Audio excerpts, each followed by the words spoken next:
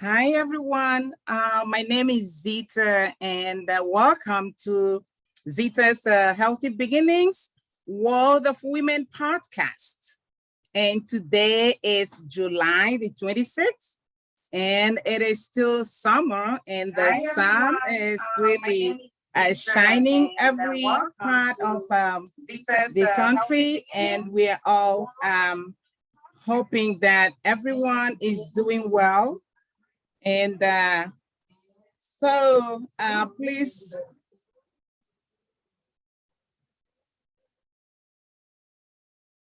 enjoy your time here. And we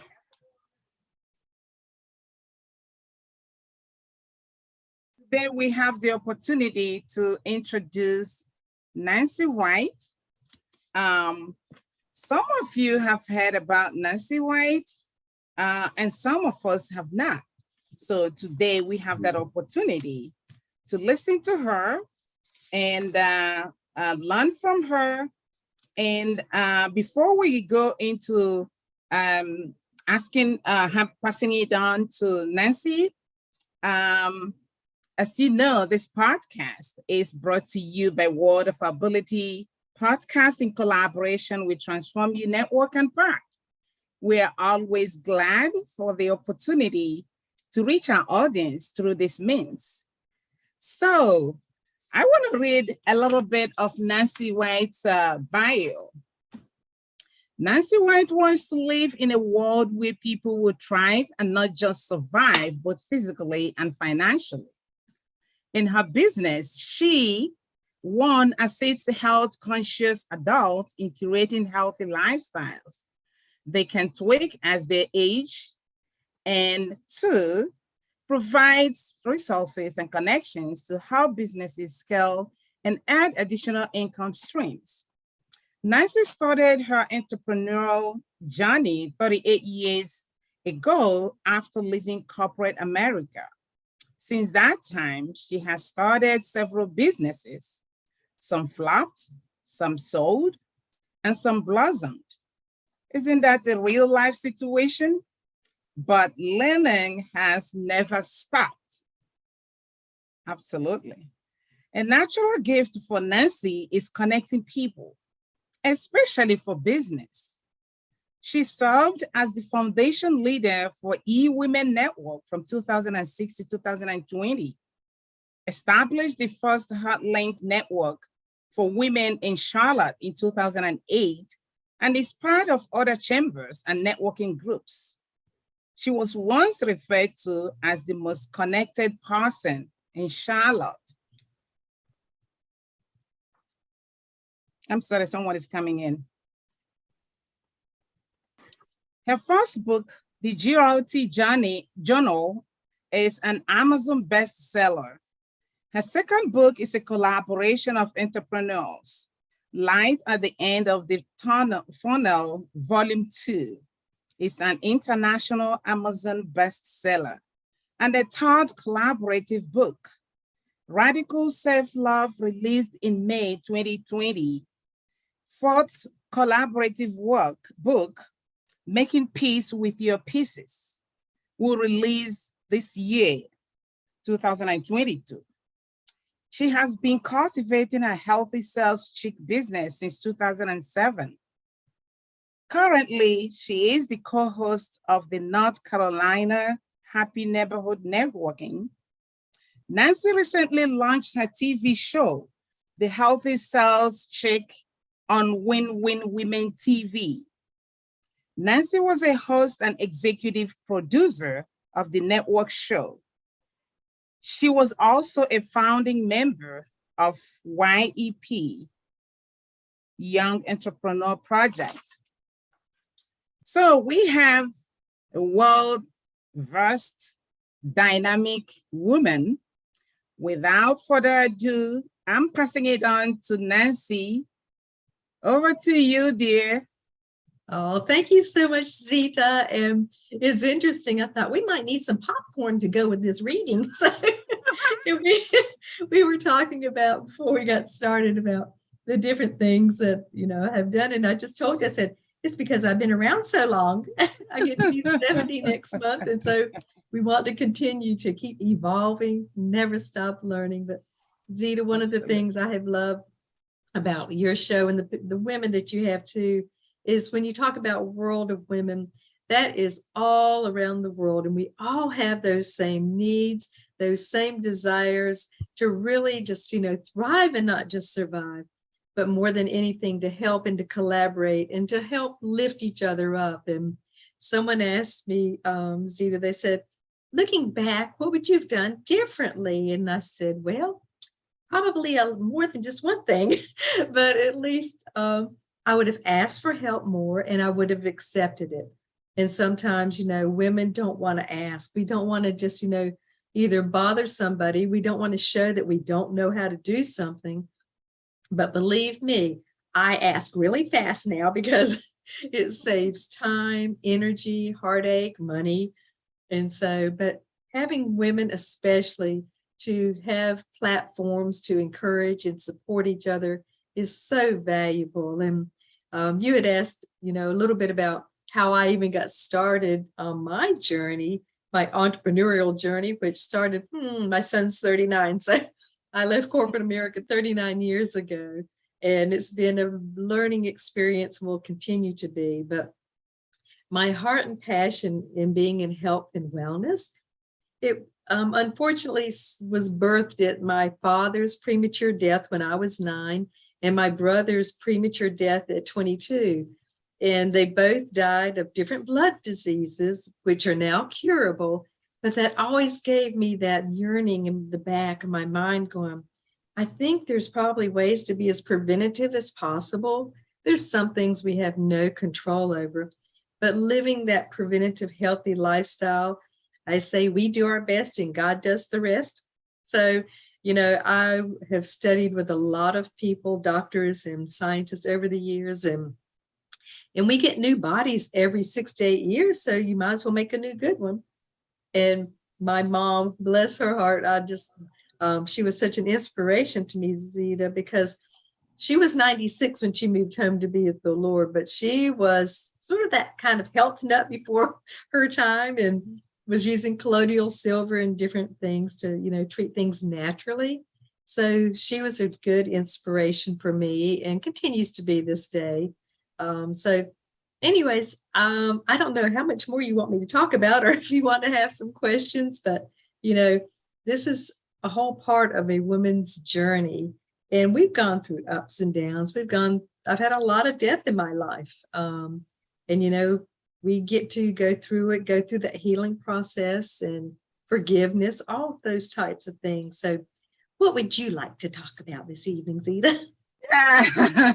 Thank you so much, Nancy. And 38 years in corporate America is exciting. So what did you enjoy working those 38 years? What actually made you stay that long in corporate America?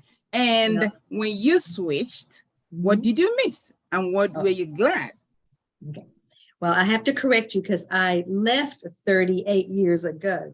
I did not work in corporate America 38 years. Okay. So it was more like a little less than 20.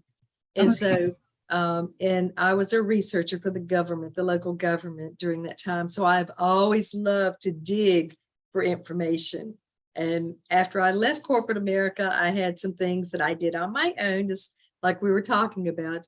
I was an inventor. I started things. I had a business that I created these cute little shoes called fan flops. And so I worked that business for several years. And then when I felt like it was time to leave, I donated my leftover surplus and my stock to 2 different orphanages, one in South Africa and one in Nicaragua. So I've gone through some really learning processes over the years. But you asked a question, you said, what have I missed? I'm going, nothing. Anyways, I have not missed anything about working for somebody else. And I mean, the entrepreneurial lifestyle is not easy. And, it is something for discipline and learning and calling on other people to be a part of it and helping. I love people. I love getting to know people and finding out what they're using their gifts and talents for, Zita, and then also finding out who needs those gifts and talents. So not only in my health and wellness business, I love helping people to, tweak their healthy lifestyle. And just, as we continue to age, we just, never been this age before. So we just keep shifting and making those little changes as we get more and more years added to our life.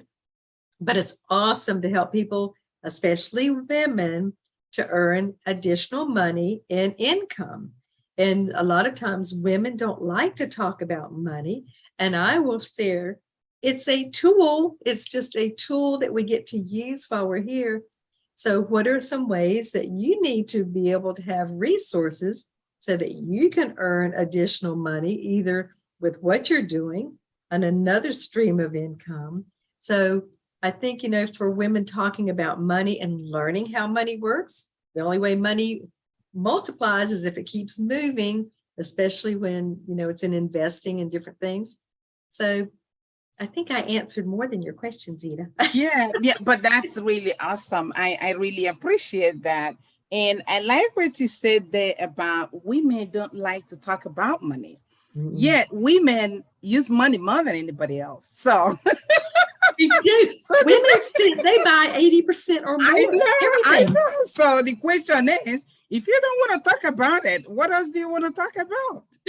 And how do you make it? The money you use, Mm-hmm. And I also know that women, even when they really have a whole lot to talk about, once it comes to like something that can really empower them, mm-hmm. It's like, no, I don't want to talk about it. I don't want people to think that I'm this and that and that. And I don't know where that is coming from. And knowing you mm-hmm. as a woman, as a powerful woman, as a leader, because you wouldn't have done all you have accomplished without having that leadership skills. And we know a lot of women, in fact, 90% of women are natural leaders. Mm-hmm. It's just that we don't want to own it. We don't want to use it. And yet sometimes we complain.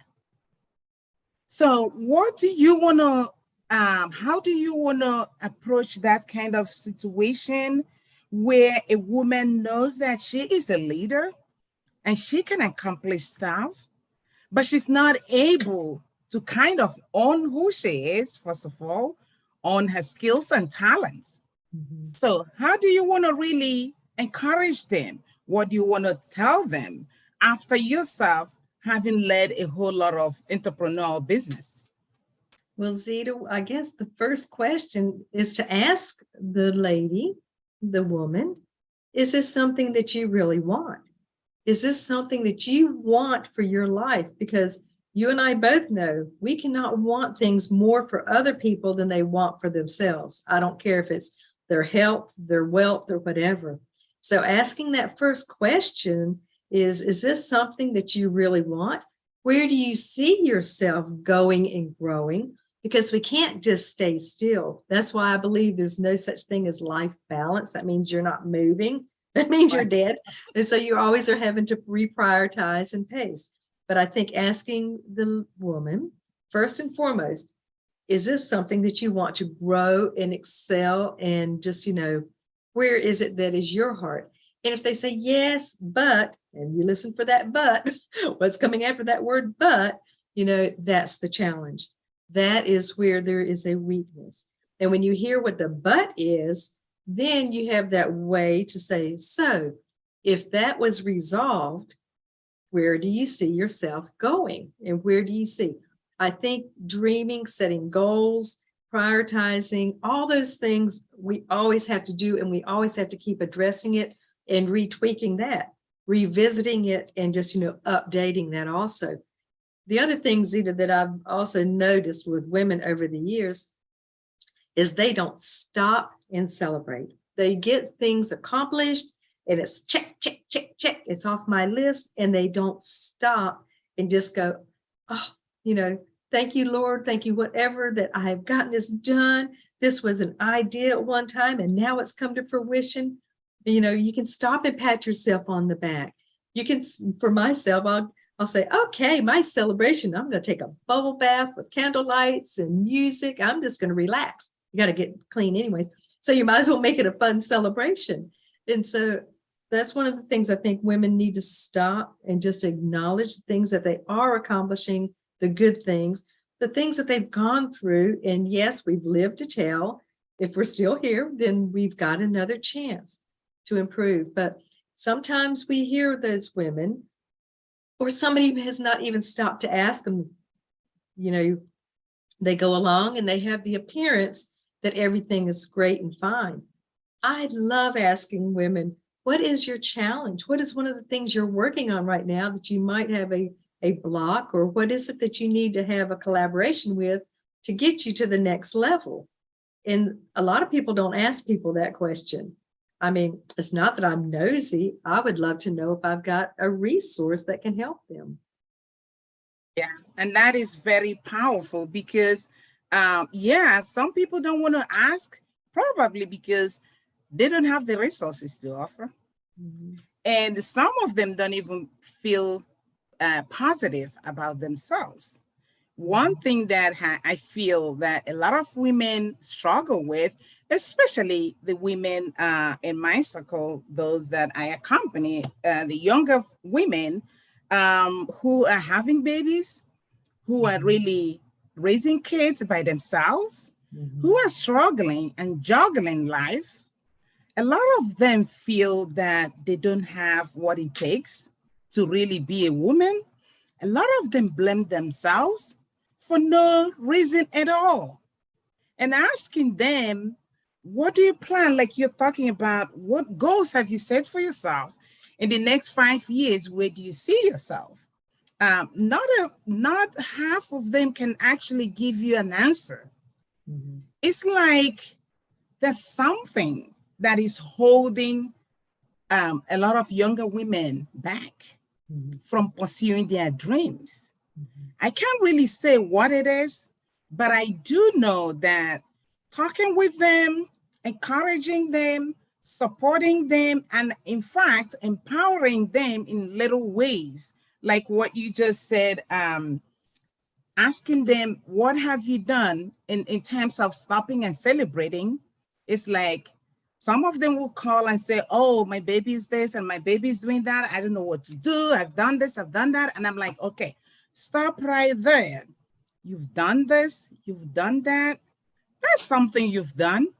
Just give yourself a pat on the back. You did something. So that you haven't gotten everything 100% doesn't mean that you're stupid or something. You're not. So you're absolutely right. To give themselves that due praise and saying, okay, I accomplished this. At least I fed my baby. I wasn't able to get to every other thing, laundry or cooking or whatever, but at least I fed my baby. That is a good, wonderful accomplishment. You did something that is, going to the future. So, and don't expect yourself to do it all, know it all. Sometimes we put ourselves into that whole situation and it's a burden. It is a heavy burden that a lot of women carry around. So now I'm glad that you have, responded to some of the questions that we're asking, that women, you would, ask women in order to find out what is it actually that is bothering. And Zita, when you said we're talking about, that single mom, I was a single mom for a season of my life when my children were younger, under 10.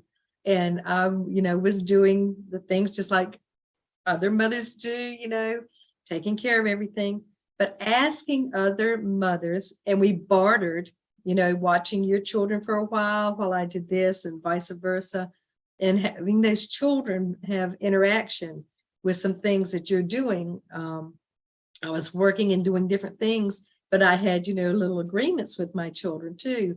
While I was doing this, then they were going to do that. And then if, we all worked together, this was the reward and the result. And I think, that's another whole topic that we can talk about another time. But yes, you're exactly right. Having these young mothers to be encouraged. This is a season of life where their priorities are, raising their children and taking care of them and doing their best, but asking for help, finding out great resources to use. And as they are evolving, they're preparing themselves as they're preparing these precious children that they're raising for the next season of life for themselves also. Right, right. And like I mentioned before, you have had the opportunity to start a few, not really a few, a lot of businesses. And were you able to kind of juggle this while raising kids, or how did you do it to be successful? Mhm. And at the time when I was doing a lot of that, my mother was very helpful. She would help me to take care of my children because she lived close enough. And, and it was great because I was so happy my children got to know their grandmother, have those times together and relationships being built with them, because I did not have that in my life. Both my grandmothers were dead pretty much after I was born, and even my grandfather. So I never had that dynamic in my life. But I was so blessed that my mother was part of my life close enough to be able to help. And then again, asking other mothers, with children, we bartered and watched and took care of each other's children. And then there was things that I did. I would find different jobs and things I could do from home. And then when my precious little girl was, she was a couple of years younger than my son. So there was times that I would take her with me when I was doing some jobs and things. She went along with me. And so you work it out, but you keep asking, you keep finding out and keep digging. And it is this country, especially and around the world, there's a lot of separation between relatives. And so if you don't have a relative close, then you make that amazing friend. And, to have a friend, you have to be a friend. Yes. Would you agree that getting also that relationship, be it family, be it friends, asking for help, would that, in your experience, even in business, is that applicable? Or how would you encourage women to go about business to be successful? Absolutely. And it's called, scheduling. It's called prioritizing, looking at your calendar ahead of time. When we prepare and we can schedule and plan, you feel so much more empowered. It's like if you're going out and you've got your children and you know that you're going to be gone for a couple of hours, you're going to take water, you're going to take snacks, you're going to take the things that you're thinking about that they're going to have needs for. Well, it's the same in your business. If you are what your business is doing, and we always love that reverse engineering to see where you are in your business and what are the next steps. So you're always forecasting and thinking ahead and planning. And sure, we make all the great plans and then life happens and your plans are out the window. But that's where your attitude comes in and going, okay, I'm just going to stop. I'm going to breathe for a few minutes. I'm going to let things settle. The things I have control over, I'm going to work on that. And if I need help with that, I'm going to ask for help. The things I have no control over, I'm going to learn how to release those things and let go of them, especially emotions, hurt feelings, perceived ideas, all that mind chatter stuff.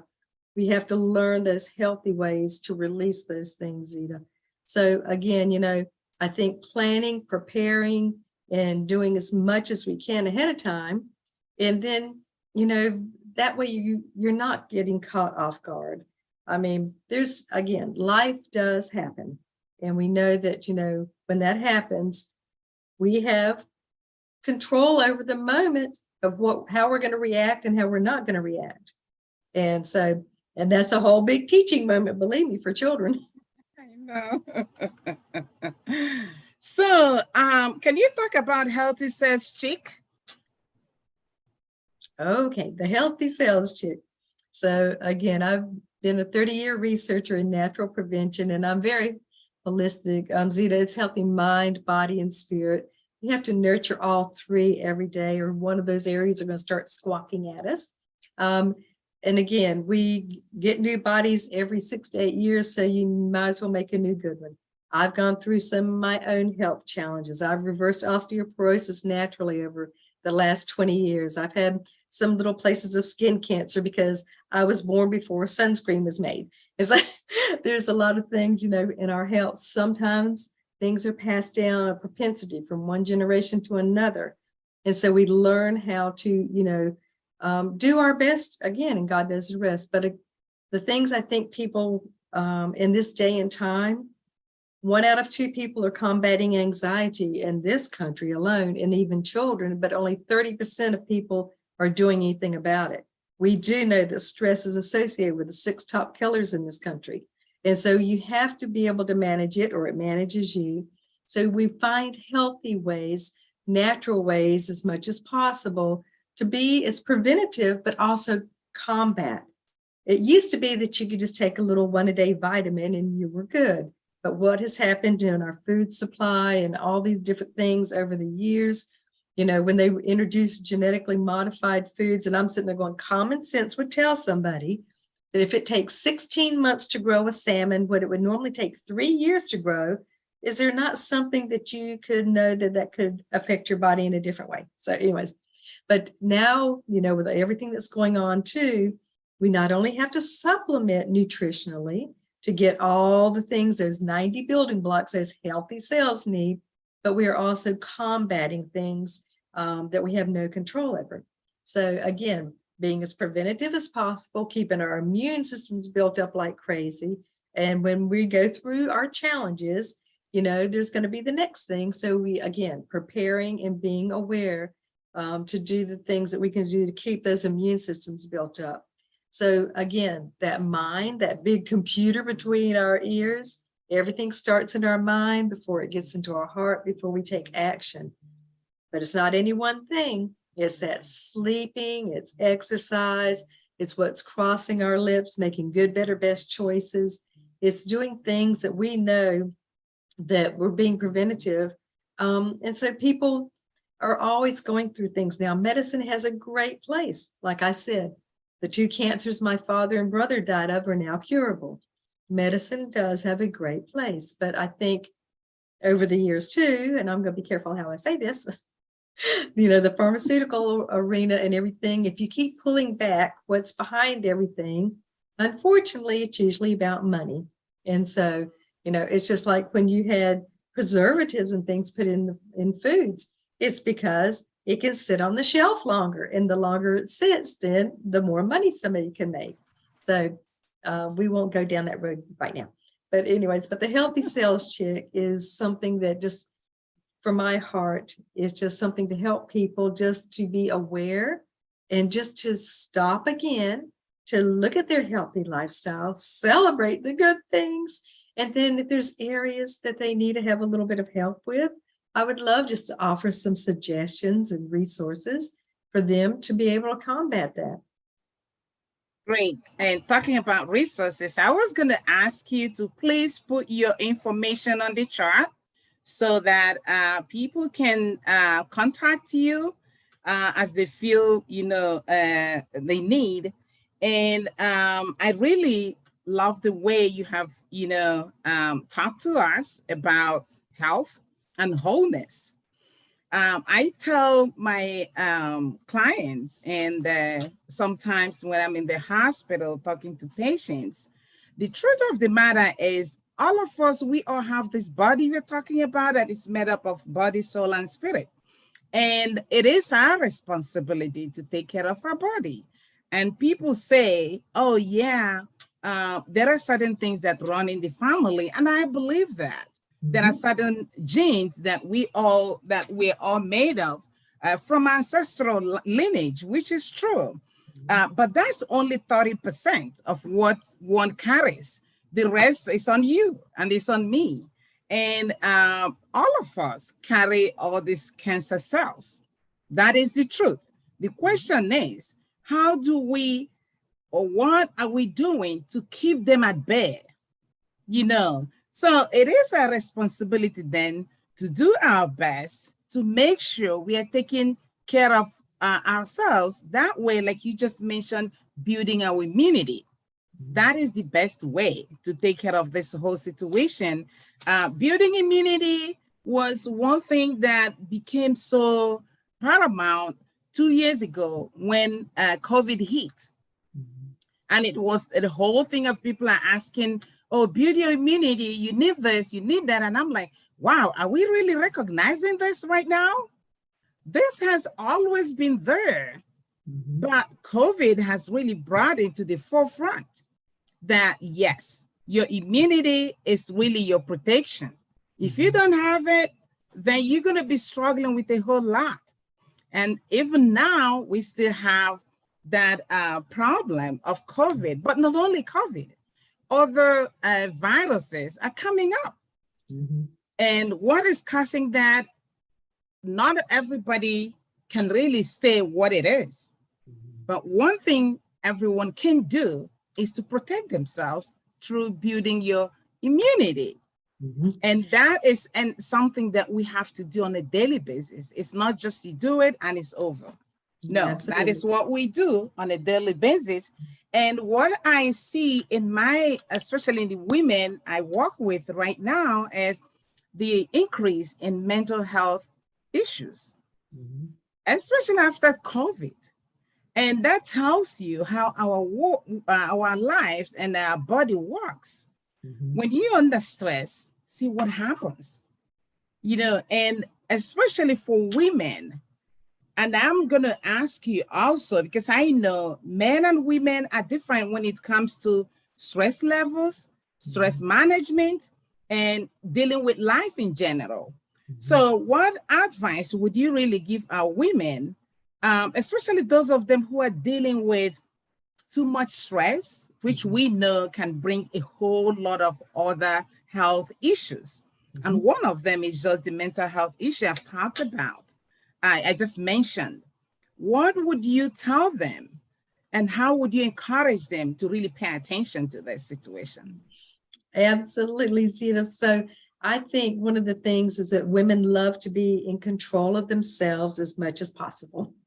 And so even at my website, I've got a free little stress quiz that people can go and they can take it, and it shows an evaluation, and it shows you how likely you are to have some health challenges. So they can just evaluate themselves and see, and then they also get some healthy suggestions for all the different areas to how to combat stress. And the things I think is asking things that help. And that number one question, first, just stop for a moment and just say, is this something I have control over? Just stopping, breathing, just getting settled for a moment. And then if they need to have some help and encouragement, reach out. There's wonderful resources for mental wellness support. And so I think that's something that, again, women just need to just stop for a moment. They can find out, evaluate, because, our brain sometimes thinks things are really a lot worse off than they really are.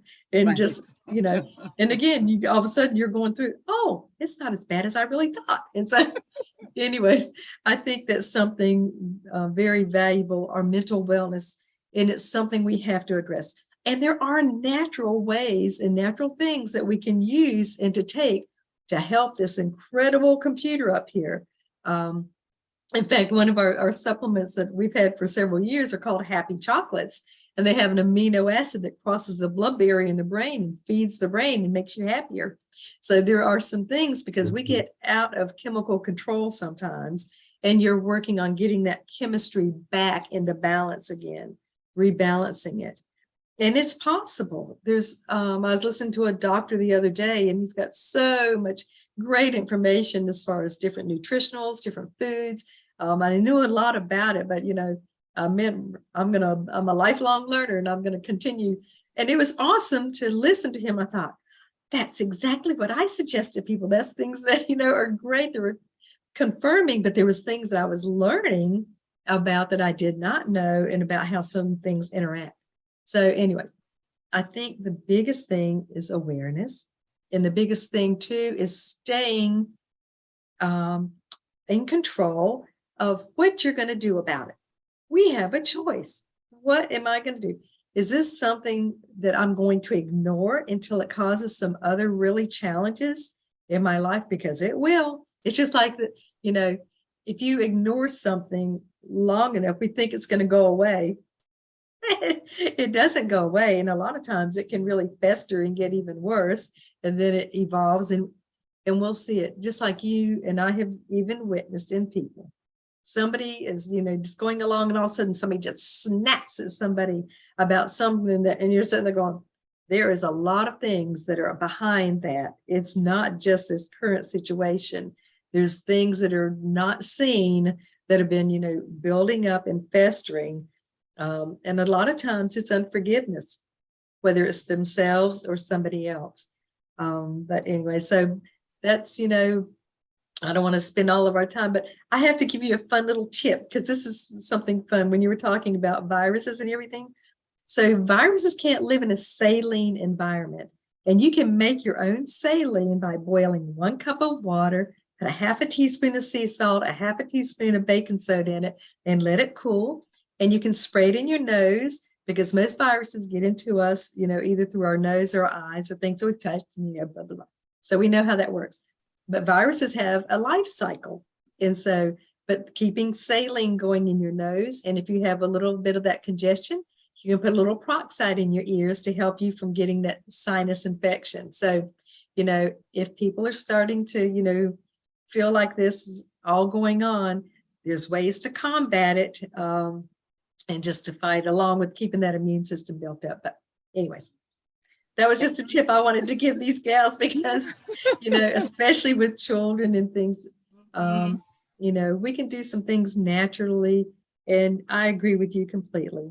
You know, I had, when we used to have business cards that we gave people, on the back of mine was 1 Corinthians 3:16, you know, we are the temple of the Holy Spirit. We're supposed to take care of it. Exactly. And I'll tell people just for fun, I'll say, you know what? We're just taking care of these temporary temples until we get our permanent maintenance free one. But it's more important that it's fireproof. People look at me and I'm like, what? So, and just like you, laughter is one of the best medicines that we can have. And it is Absolutely. So, you can't be mad and frowning and laughing and smiling at the same time. And laughter is so healing in so many areas. So, and it's been proven. Yeah. People that laugh longer and are happy live longer. Absolutely. I have witnessed that. That people who really take care of themselves in a natural way, actually, because the Western medicine, from where I'm originally from Nigeria, and growing up, I saw and I lived with people who were like, we would say that they were really old at that time, and they didn't know anything about Western medicine. I never saw them take like any pills, but what I did see was the quality of food they were eating.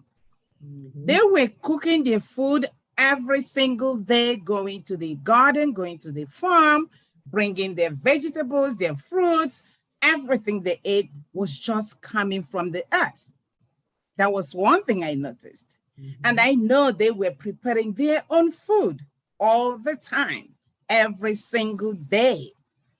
And these people were just living in a natural environment. Everything was pretty much natural. Mm-hmm. And you really wonder, so people can actually live in that kind of form for years and years and years without actually looking for any Western medicine. And as you rightly pointed out, medicine has its own place.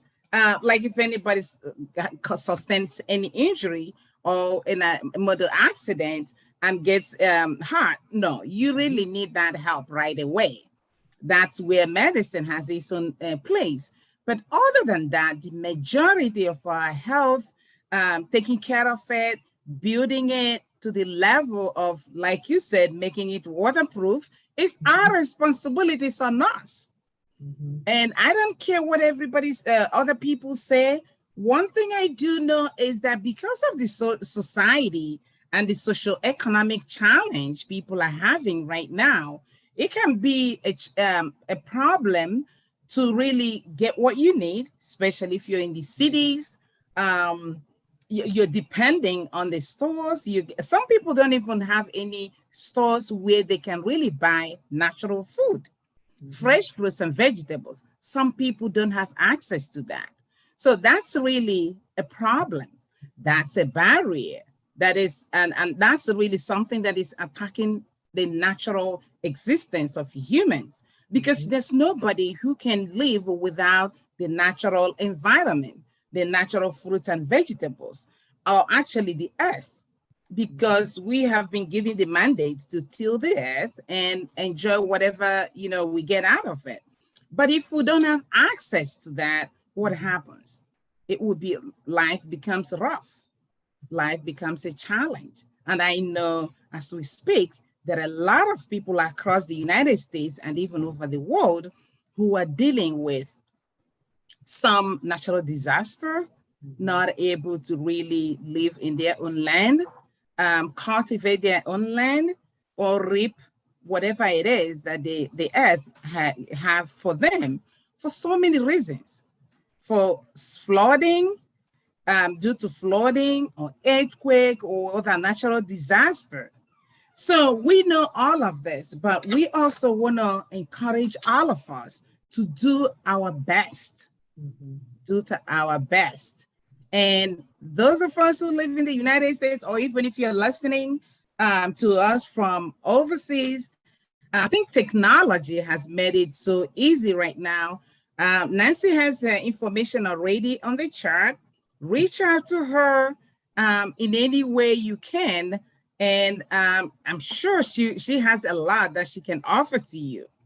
And our women who are listening, I know at this time of the night, many of them are really busy putting babies to bed, putting kids, tidying up, getting ready for tomorrow's work. But I really ask you to please, at your own spare time, watch this podcast, listen to what Nancy had already spoken to us about on how to take care of ourselves and take care of our own life as well as our businesses, because guess what? That's where you get that money that you have to really sustain yourself and sustain your family. So Nancy, what are the last words you have for us? Because I don't know if Emily has something. Emily, any questions, comments? I know that Nancy, you've written a few books, and one just coming out this year. Do you want to say anything about any of your books or anything like that? Well, Emily, I will just share just a little bit. People had told me for years, Nancy, you should write a book. You're this walking encyclopedia. If I have one little ailment, you're telling me what I should be doing. And I would go, I don't want to write a book. I don't mind talking. Well, you don't tell God you don't want to do anything, because my first book was the GRT journal. It stands for Gratitude, Reflections, and Tips. And people would say, I don't like to journal. I said, I know, but can you just fill in the blanks? 10 minutes at the end of each day. And so in the GRT journal, it stands for, again, Gratitude, Reflections, and Tips. But it has been proven that people that write things down are even 80 to 90% more likely to see things come to fruition. And I'll tell you one thing, too, that is so important, I think, for just being able to be mindful about the things and stop and be aware, to reflect back over the day, the deed of kindness you did, what you did for fun, what were you grateful for, those highlights. And then, of course, being in health and wellness, did you drink the amount of water? Did you eat healthy? Did you exercise? We had to be accountable. We can make ourselves accountable. But I think, Emily, it's very important for us to start the day with gratitudes and then end the great day with gratitudes and all in between. And the other two books, one is on entrepreneurship. The other one was self-love. And my chapter in that book was, setting down priorities is self-love. And so that was that one. And then the book that is being put together right now, Making Peace from Your Pieces. My chapter was, thank you very much for stealing my invention. That's another whole story. And so anyways, But that's what we have to do as women, especially, is continue to encourage each other and support each other, cheer each other on. And if somebody has something that they just, sometimes we just need to vent. We don't need to have anybody fix it. But if you start venting that same thing over and over again to other people, you need to think and stop, because, we need to make sure that we're lifting others people up too and not tearing down. Everything we say yes to, we're saying no to something else, and vice versa. So, if somebody is going through a hard time or a challenge, yes, you do ask and reach out, but you just don't want to belittle anybody, tear anybody down. And again, they used to say, sugar attracts, or honey attracts more than than something sour. So we want to attract those things into our life, especially that are good and honoring and uplifting. So thank you so much for Zita and for Emily for allowing me to be a part of this fantastic podcast, reaching out and supporting and encouraging women. And yes, we will make it, because you know what? We're not giving up. We're not. Women don't give up easily. Go ahead, Emily. Yeah, well, I just wanted to thank you, Nancy, for coming on here. So Zita and I really appreciate it. Yes, we do. And we're going to have you come back in the future too. So You're welcome to come back anytime. Right. So that's really great to have you. And I applaud you for what you do. And I think you're the strong, empowering leader that other people should look up to, because learning, like you said, having to be a learner is something that we have to do for the rest of our lives, because we can never outgrow learning. We live in a world where technology is evolving, medicine is evolving, everything is evolving. So even the what do you call it? The financial economy, everything is nothing is stable, nothing. So we are here to learn, and whatever we learn is going to really impact our lives. And the more we learn, the better we become, the more flexible, the more educated we become, and the more accepting we become, because recognizing that life is just that way, you just have to accept it and roll with it and find ways that you can really be pliable with whatever it is that you're dealing with. And I'm so glad the way you've spoken to our women today and to our men as well. And I'm so happy that this podcast has really enlightened all of us. And please, our audience, I am so happy that you're here too and listening. And I thank Emily and the rest of us who are really making this a success and reaching out to our audience in a way that we never really imagined was possible. Again, that is what we mean by technology. Now, a lot of people are using podcasts. That did not happen, as far as I remember, even 5 years ago. It wasn't that popular, but look at where we are today. So thank you. And next week, Tuesday, our podcast is every Tuesday at 8 p.m. Eastern. And we have someone is coming, not coming, but connecting from Nigeria. It's a guy who is an agriculturist who has been really doing a great work, a young man who is so enthusiastic about building the world, starting from where he lives, trying to empower the young people, men and women alike.